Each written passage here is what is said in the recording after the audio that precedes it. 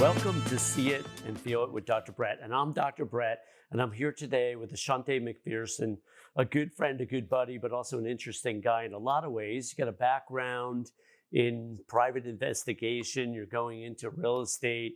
You've done, as an athlete, you've been a basketball player and a fighter of sorts, right? A boxer. Tell me a little bit about the boxing background first, and then we'll get into everything else. How has that sort of influenced your life? Oh, I love the boxing. Oh, yeah. I started when I Oh, and you're was a rapper too. I forgot about that. Sorry about that. Guy's a rapper. yeah, man. So yeah, I love the boxing. I started boxing probably when I was like 13 years old. I was a small kid and I was the perfect bullying person. So it's like, hey, I'm To be gonna bullied. Yeah, the perfect person to be bullied. survive. You said bullying. You're not bullying anybody. You're such a decent guy. so Anyway, so go ahead. yeah, I had to protect myself, and so it's like, hey, I got to get something down. And boxing it taught me how to be very strong mentally. I do have my ups and downs, but for the most part, it kept me there. It's a really mental sport. One thing I always said about boxing is you always have a plan until you get punched in the mouth.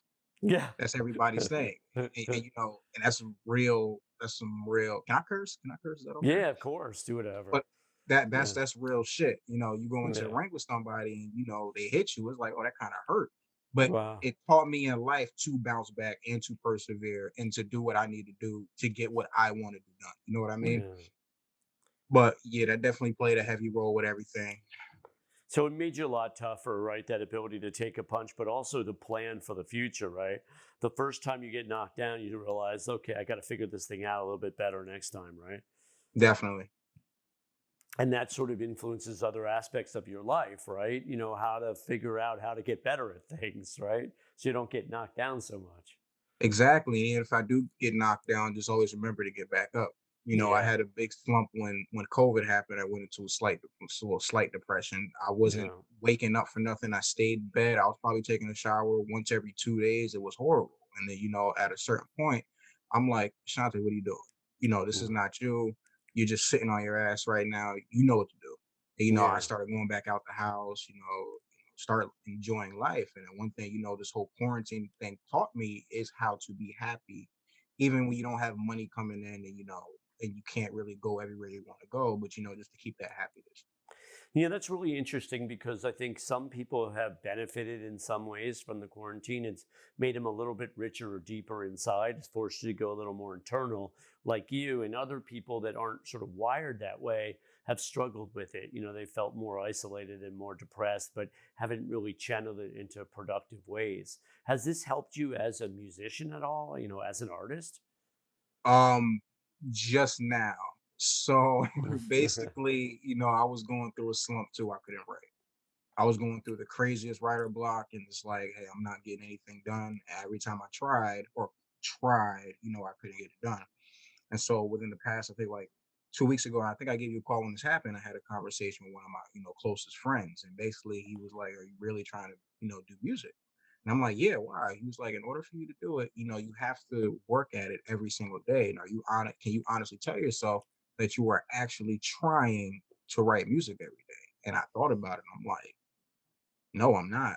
And ever since that conversation, I make sure, even if it's just 15 minutes, 30 minutes, to write something. It Yeah. doesn't even by to be it doesn't even Hmm. have to be a good line or a good whatever, just write Hmm. something down and I can work it out later. And I've gotten the most writing done I've been able to get done in a long time. And I'm really appreciative of Yeah, that's pretty awesome stuff, Ashante. Years ago, when I was writing a book, someone gave me this advice: writers write, right? So, composers compose, right? Musicians write. So, in other words, we have to do every day, even like you said. I think that's the success formula right there. Even if it's a little bit, I try to get everybody that I work with to meditate because I think it's so powerful in terms of changing your nervous system and wiring you more for the present moment, a little bit happier and a little more empathic and more understanding and also a little more focused. And this all happens when we do a little bit each and every day, right? And so as a musician, as an artist, you want to, write your music a little bit every day. It's not that we can't do it every other day, but it's really about doing it well. Really, that's the it. distinction, right? Yeah. That's when you get good, is when you touch it every day. Yes, you got to work out that muscle. What happens when you stop going to the gym and you try to pick up a weight Yeah, it hurts. I don't know, something like that. again? Not as easy. Not as easy. So what's new in your world? How are you transitioning here? Out of COVID, out of that depressive funk, what's the transition like here? This transition, it's good. It taught me to do what I always wanted to do. So basically, you spoken to me before COVID. I was at a point to where it's like I'm tired of working these 9 to 5 jobs. It's like no matter how hard I work, I'm in that same spot. When COVID hit and everything got shut down, I didn't have a choice anymore. So it was like, hey, it's like force yourself to get into that hustler mind state. And I just been doing what I can, and it's working out pretty well so far. And hopefully things won't get shut down again. I don't know. I gotta Yeah, work. you're in the Northeast, so it's a little bit trickier. It feels like the restrictions are coming as winter comes, so it's Yeah, a little bit scary that way. We just got done earlier. We were talking to someone else about that, and it is a major concern because of the mental and emotional and spiritual health reasons. Right? It's just not the restrictions can really affect your mental and emotional well-being, and that's a huge factor here. But it sounds like the consistent action has really made a huge difference. yeah, it has. It definitely has. Um, Quick question for you. Please, how, did, yeah. how was your transition? How How did was everything mine? work out for you? For me, it's like I was telling somebody else this as well. In some ways, it's made my life and business easier because I've been running on and off remote for a long time, right? Coming back into Connecticut and working with all the people I love, and seeing my friends and family and clients and so on. But I've been doing a lot of phone sessions on and off for 14 years, and fair amount of people feel like they need to see you in person, and it's never really been true. In other words, I've been highly effective on the phone, influencing lives and helping people out. And so now that excuse of I have to see somebody in person is gone for the most part. And as a result of that, the 1 out of 3 people that couldn't wrap their heads around the phone, right, are no longer, you really no longer have that excuse. So if anything, it's made my business easier. And I've been hyper focused, for this entire year. And I think, when you're focused, that makes a huge difference. And I'm also very flexible and adaptive. I've lived all through the United States. I've lived in Mhm. China and Thailand. And I've learned by living in other cultures how to be super flexible and adaptive. And so as a result of that, I don't like the lockdowns in March and April. They hurt, and what I mean, because it's just I'm so social and everything, and I like people. So the one thing where it's probably restricted me the most is, just I just don't network the way I used to. I'm doing mostly Zoom podcasts, not, we do a little bit in person like every 2 weeks. So we're taking a tiny little bit of risk, but not a lot considering that we're screening and everything. You know, Mhm. but for the most part, I've had a great year helping a lot of people. But what I've noticed is that people that aren't as flexible or have been vulnerable in some way, they're getting hit really, really hard. And I've been through so much trauma in my lifetime, and I've taken so many fastballs to the back of the head that I'm sort of a little more prepared, or a lot more prepared than most, if that makes sense. Yeah, it definitely makes sense. Also during this, transition, I tried to remember what you told me about networking with people and things like that. And I've been able to keep extending my hand during this whole lockout and meet more and more people. I be feeling like I know everybody now, That's so awesome. I keep can see the smile in genuine. your face. Yeah, and it's like it just keep genuine relationships with people because I'm not that guy.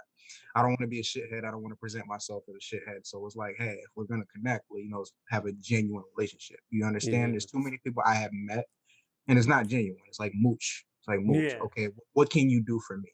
Totally. Well, my thing, I get probably 10 people a day that reach out to me on LinkedIn trying to sell me something, they do Mhm. almost zero. I'm shocked by it. Like, they do almost zero interest in other. They're not saying, they don't use my first name. They don't say, hey, Dr. Brett. They say, hey, doctor. And then they, make a request that I invest or I do something for them. They're total strangers. I find it mind boggling, right? Because so much of what, why we want to, like, invest in other people is the relationship, right? Otherwise, what's the point? So yeah, so I think that's super smart, Ashante, is like really developing relationships, right? In COVID, okay, so maybe you don't do as much coffees, right? You're not doing as much lunches or coffees, or beers or whatever it is, but you can still pick up the phone and stay connected. You do that with me, right? Absolutely. I talk to you, if not once a week, once every other week. We always stay Yeah, connected. we always talk, and I love that about you because you're one of the few people. Believe it or not, I do my end with hundreds or thousands. I just do, but you're actually one of the few people in my life that consistently does his end, and I Mhm. really really appreciate that about you. I bring you up a lot. I say I got this kid in my life, Ashante, and we've become good friends. I started out really mentoring him, and sometimes I still do. But for the most part, it's a give and take, back and forth relationship, friendship that's absolutely wonderful because he does his end of the equation. Like, because it's pretty rare. Like it's like unbelievable. I had a couple, it's really interesting because I was a fight out at Emory University in Atlanta, and I had like a medical doctor friend from college reach out to me, right? And he's in Atlanta and he's a really nice guy. I haven't talked to him in 32 years. He wanted to reconnect. He misses our friendship or whatever it is that he misses. We had an amazing hour conversation. He tells me he's going to stay connected. He's gone. He's back, what I call MIA, in the jungles of Vietnam, Cambodia, Malaysia. Wherever he went, he's gone. And so then yesterday, Ashante, another fraternity brother I haven't talked to in, again, 32 years, 33 years, whatever it is, reached out to me yesterday and says he wants to reconnect. He heard I was living in Florida.